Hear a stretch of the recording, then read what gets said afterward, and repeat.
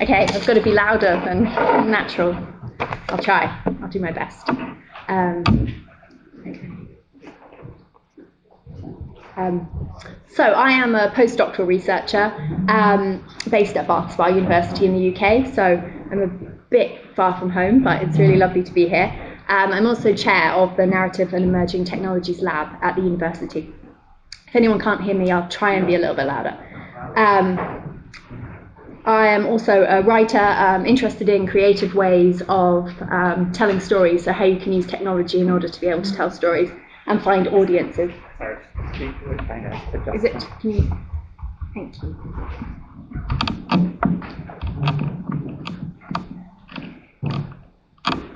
Yeah, just get closer. Yeah. Okay, I'm going to try. Is that better? Yeah. Okay, perfect. So I'm here today. I'm going to be talking a little bit about a project that I've been involved with, the Amplified Publishing Project. That was a previous project. I'm going to share some of the findings from this academic project. And in the project, we worked alongside industry partners in an R&D approach. And I'm hoping to learn from all of you over the next day or so. The people I've talked to, you've worked in different contexts, and that's really useful for my research. I'm hoping to learn a lot from you. Okay, so Amplified Publishing was a recent R&D project led by Professor Kate Pillinger at Bath Spa University in the UK, and it was part of a wider Bristol and Bath creative R&D programme, funded by the Arts and Humanities Research Council. So it's rooted in a particular area of the southwest of the UK, so I'm hoping that some of the findings, some of the research will be relevant to contexts that you're working in. So for us, Amplified Publishing has become a way of looking at the future of publishing and content creation that draws on new methods of creating through emerging tools, alternate ways to look at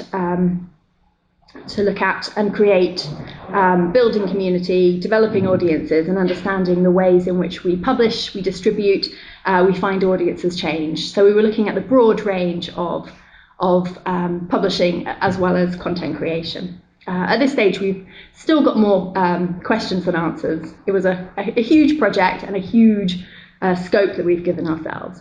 But over a year, it explored digital innovation through in-depth research into future models of content creation, discovery, and distribution. So to begin the research, we put out a call for a cohort of researchers, research fellows, to join us, as well as industry partners. We had BT, BBC R&D, and Epic. So with creative experimentation at the core of the project, we brought together trade publishers, music publishers, games developers, video, audio, broadcast publishers, together with tech sector innovators and creators in the southwest region of the UK to understand how the ways in which we publish, we distribute, and we find audiences has changed, and begin to understand the future. We commissioned 3 prototype teams as well to build on some of the research and create innovative, scalable commercial models. So it was a real R&D project involving research, but also making and doing. So the cohort of researchers spent time together discussing initial ideas, and themes emerged, including discoverability, personalization in content. We looked at innovation in children's publishing. We looked at the impact of the climate emergency in publishing, and themes around community and business models. So each member of this cohort of researchers spent their fellowship making and creating, challenging old ways of working, finding solutions, and being really generous, sharing their ideas with each other. So in this talk, I'm going to share some of the findings of the Amplified Publishing Programme, some of the insights into the research. I'm going to be drawing on a series of interviews that I've been doing with this cohort of researchers, this engaged group of really interesting people, that I've been using to inform a research report that I'm working on at the moment, which has the ambition of setting out what might happen in the next 10 years of publishing and content creation, which I think is slightly an impossible task that I have set myself, because who knows what's going to happen in the world in the next 10 years, so who knows what's going to happen in publishing and content creation, but I've been having a go. And it's thinking about those media forms in the widest possible sense. So the central questions that I have for this: how will publishing and content creation develop over the next 10 years? How will technology influence and shape this development and support change? So big questions, as I said. And I've been thinking about those questions in these, according to these 3 themes. So in this talk, I'm going to be focusing on each of these and sharing research, drawing on these interviews that I've been working on with practitioners, academics, writers, publishers, and technologists to understand the future challenges. So the first area I've been thinking about, so how can technologies help us to reach new audiences? So emerging technologies bring with them opportunities for creators and publishers to experiment with new tools to reach and find new audiences. So experimenting with these tools has led to emerging forms of storytelling, innovative ways of working, and new approaches to challenges within the publishing and content creation industries, such as distribution, the challenge of capturing the attention of audiences, the dominance of the global, and a lack of representation and accessible formats. So it's not just about technology, it's about people, their behaviours, their habits, and the enduring urge that we have for community and connection. So I started thinking about new platforms and technology. So how can we overcome an audience's fear and audience's fear of the new and this potential lack of engagement, that you might not have access to particular technologies. Technologies might be developed, but how do you get people to engage? There's a lack of standardization often across tools, platforms, and formats. Content might be viewed as inaccessible or a kind of novelty that you don't. So, you know, we've all seen these amazing new developments in technology, but how do you get people to actually use them? So I think that the future of publishing and content creation will centre on the ability of creators and publishers to adapt to platforms and technologies, follow new opportunities, but also recognise when a format isn't working and you might want to move into another direction. So we need to do more research into this, thinking about how users operate. So the next phase of the research is thinking much more and doing much more research into user testing and understanding exactly how people are using technology. I've got a quote here from Richard Godfrey from Bath-based software developer Rocket Makers. And he said, publishing is not just writing books in the written word, but more about how people engage in experiences and how that evolves over time. So I think that's crucial as we're going forward. We also thought about audio experimentation. So how do you adopt an audio-first approach to publishing? This is definitely an area that needs further investigation. We've been thinking about the work of BBC R&D adaptive podcasting project. So this is where stories that you listen to adapt to your surroundings. So they might adapt to the time of day that you're listening to them, whether it's light or dark outside, if they can stretch or contract in length to fit in with how long you've got to listen to them. So this new podcast format that we've been thinking about enables producers to make parts of their audio flexible, so personalised to each listener using data from devices.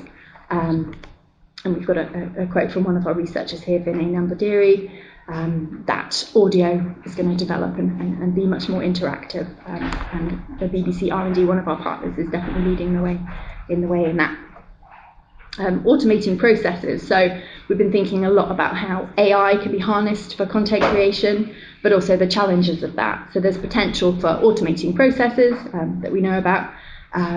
AI has the potential to revolutionise lots of areas within publishing. So platforms are already using AI to create visual content, processes developed to audio translate, to remove language barriers, but always thinking about how it's not a static thing, that it needs to evolve, but also being aware of ethical considerations and challenges as audiences need to develop specific skills to determine what's real, what's AI generated, what you can believe.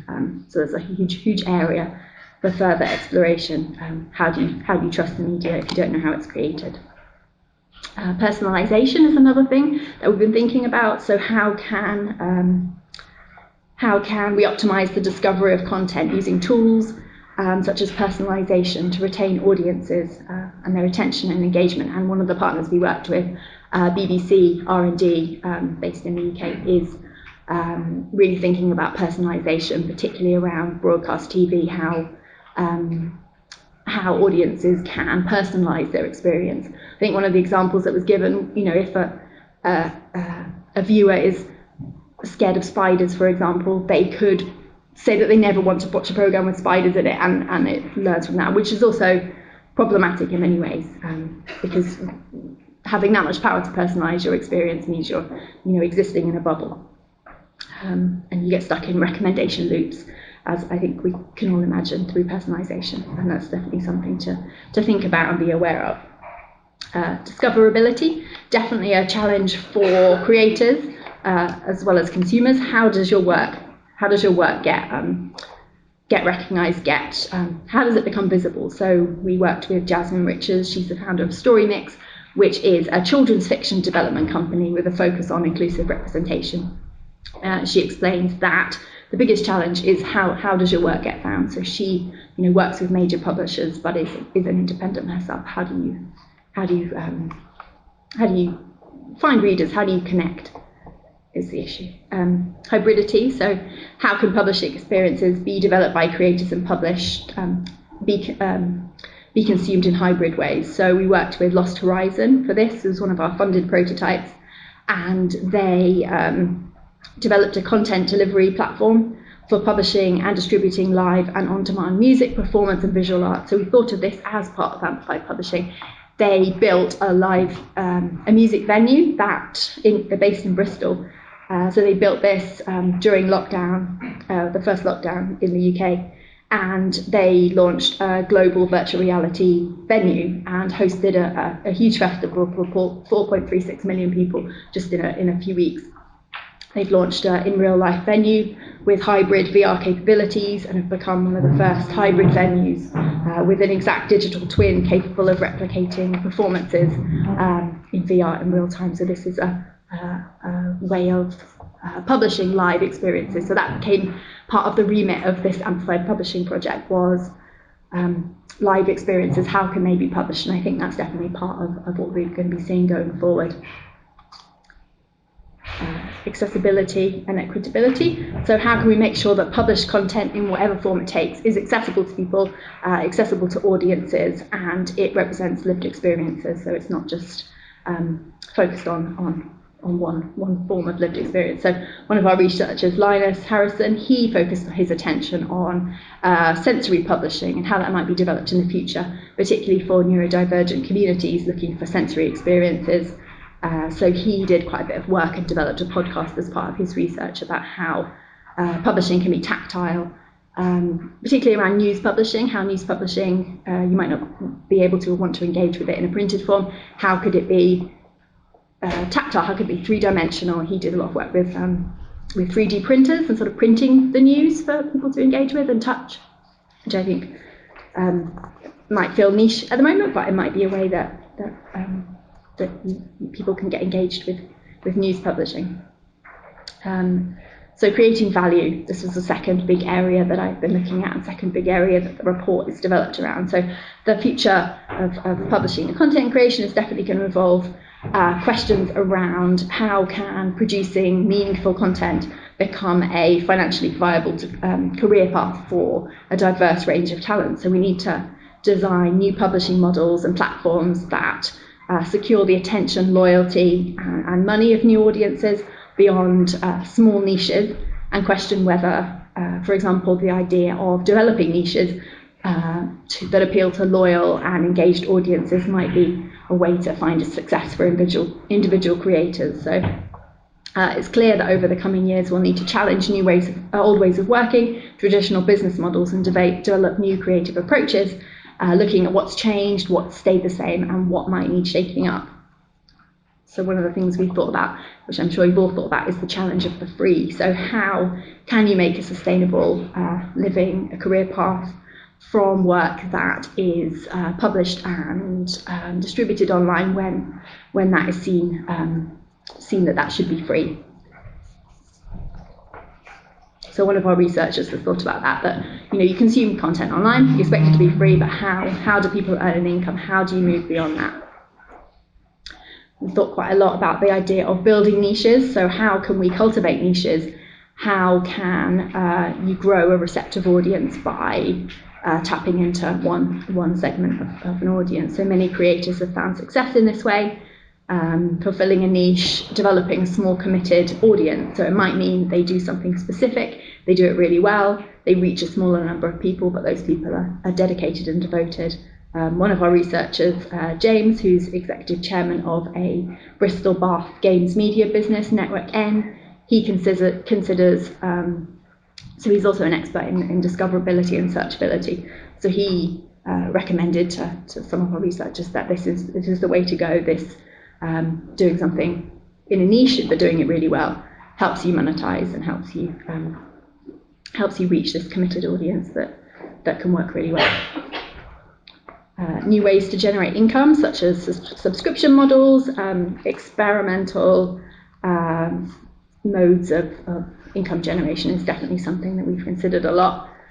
So one of the biggest challenges facing, as I've said, is how to make a living. So this challenge can be met through creative approaches, subscription models, membership models, such as Patreon, where you pay to be part of a creator's journey. I think that will develop. We've also done some experimentation with NFTs to understand how creators can be paid for their work and how communities might support creators. So one of our prototype teams, Stormjar, they experimented with environmentally friendly NFTs, which I don't fully understand, but they understood themselves and explained it to me many times, but I didn't quite get it.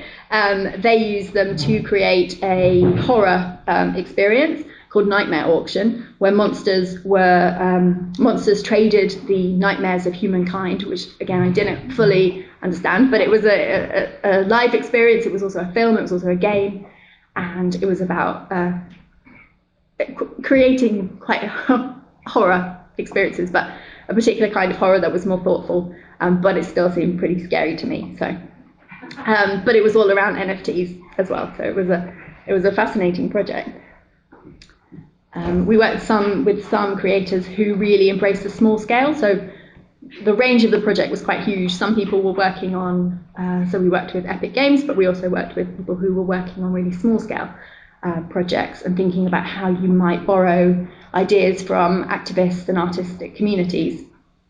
So if creators and publishers can focus on the niche audience, can they also develop ideas from the small scale? So Grace Cress, she works for, she runs Shelby X Studios. So this is an online platform that combines art and activism and champions the idea that everyone should be a creator. And she wants to find accessible ways to use technology, thinks of technology as a tool in order to ensure that everybody has access, everybody can create. So she does a lot of work around that, which I think has been really, really successful. The third area that I've been thinking around is building communities. So I think that the future of publishing and content creation is going to rely on the values and beliefs of audiences who are seeking this sense of community and connection. I think more than ever, that's something that we're all, well, most of us are looking for, this idea of feeling part of something. So I think technology is going to be increasingly used to build communities, building audiences, and there needs to be a lot more creative approaches to understanding what people are looking for. So this work centers around the creator as being a brand designed to build an audience around. Okay, I've got 1 minute, so I'll be quite quick. So we looked at the idea of the global or the local. So for some of our researchers and creators, the technology could help them operate globally. So there were some small-scale publishers in the group working on print publishing, and some of their distribution challenges were solved by thinking in a global sense, but also some were thinking in a really hyper-local sense. So, for example, Bricks, one of our collaborators, is a social enterprise, and their mission is to support local and creative communities to thrive in Bristol, where they're based in the southwest of England. They have a physical art centre, and they've created a space for communities to publish together, so a kind of grassroots publishing, and taking this really hyper-local approach. And I've got a quote here from Jake Gibbons. So thinking about doubling down on analogue, meeting people where they are, and finding ways to engage through traditional measures. So thinking that people want kind of closeness and community, and thinking about how to publish in a small scale that reaches a small amount of people, but reaches them in a much deeper way. Okay. And the final area we looked at was attention. So how can creators and publishers attract the attention of audiences who are already distracted by endless media options? So thinking about attention, thinking about bandwidth, thinking about how to get things into the hands of people. Okay, I'm just going to wrap up. So the key findings are recognising that for all of these creators that we've worked with across audio, across games, across zines, across VR, AR, AI, finding ways to make a living, reach new audiences, develop creative approaches is at the heart of it. So thinking about how to connect with communities that are entwined and ever evolving. So remembering this need for connection. So over the next 10 years, the methods we use are going to become increasingly personalised, accessible, interactive, hopefully considering a variety of access needs. So I hope some of the words of the researchers that I've shared with you today are going to provoke some thoughts, and I'd really love to continue some of those conversations with you and talk to you all about some of the ideas that I've raised. Okay, thank you.